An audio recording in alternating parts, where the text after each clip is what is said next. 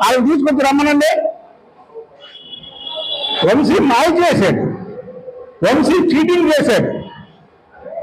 పేద ప్రజల దగ్గర ఇల్లు పట్టాల కోసం డబ్బులు తెచ్చుకోవాలంటే ఇక అంతకన్నా దారుణం ఏమైనా ఉందా? అలాంటి వ్యక్తిని రంగా గారితో తెలుస్తావా? రంగా గారి హత్య కేసులో ముద్దాయిలు మీ పార్టీలో ఎక్కువ ఉన్నారా లేరా చెప్పండి. కొన్ని దానికన్నా వస్తావు చర్చకి. రంగా గారి హత్య కేసులో ముద్దాయిలు మీ పార్టీలో ఎంతమంది ఉన్నారో సరిగ్గా లెక్కవి.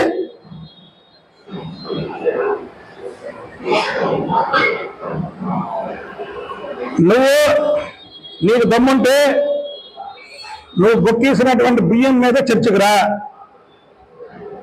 లేదా పారిపోతావా పారిపో.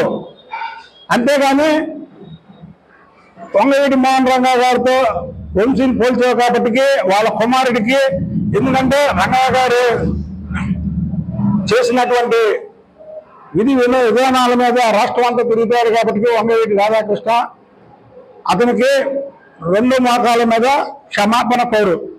అలాగే ప్రభుత్వ ఆసుపత్రి అధికారులని విమర్శించావు కాబట్టి, ఆడి వీడి అన్నావు కాబట్టి వాళ్ళకి బేషరత్తుగా క్షమాపణ చెప్పు. ఇది మా డిమాండ్.